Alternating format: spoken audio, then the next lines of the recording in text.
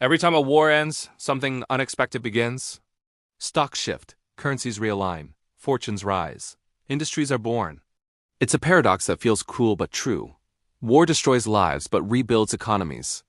It moves money faster than peace ever could. And if you don't understand how this happens, you'll never understand how the world's wealth really works. This isn't a story about weapons. It's a story about systems and how chaos quietly funds the next chapter of civilization. When nations go to war, they mobilize everything: factories, labor, resources, and emotion. Production shifts overnight from comfort to survival. Cars become tanks. Factories become weapon plants. Engineers become strategists. This massive redirection of human effort ignites entire industries. Jobs appear. Technology advances faster. Governments spend heavily to fuel the machine.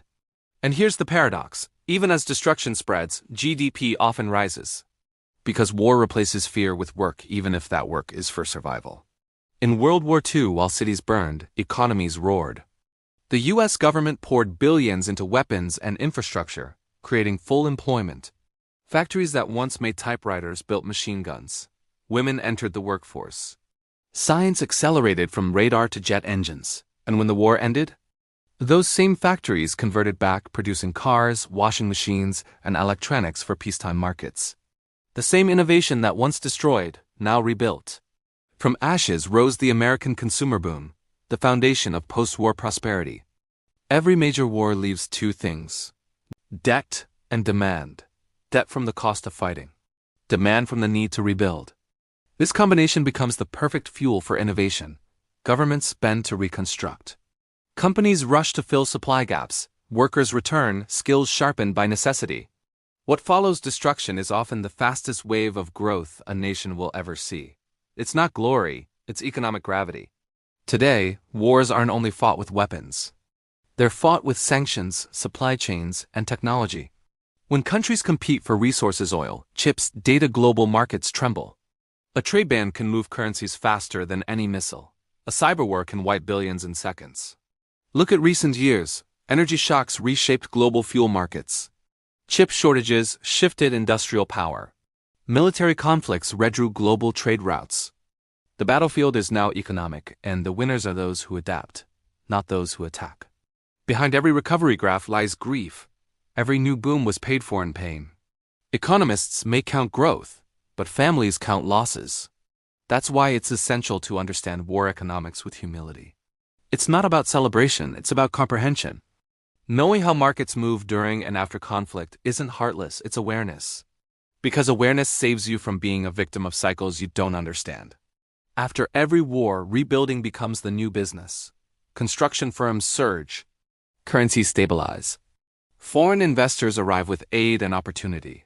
Germany, after World War II, rose from ruin through industrial reform and the Marshall Plan, eventually becoming Europe's powerhouse.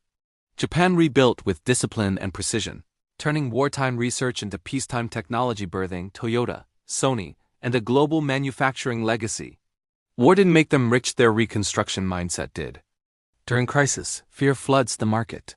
Smart investors don't celebrate the chaos, they study it. They ask, what industries will rebuild? What resources will be essential?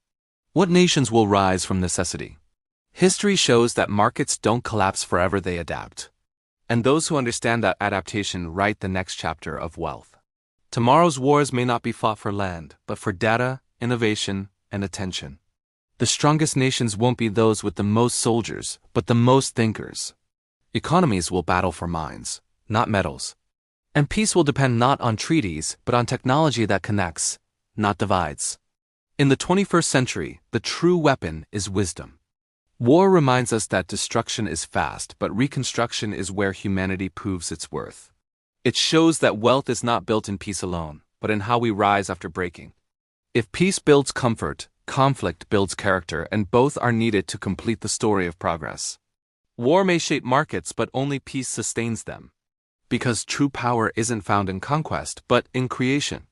Thank you for joining me on this profound exploration. If this perspective gave you something to think about, please like this video and subscribe for more scripts that decode the world of wealth.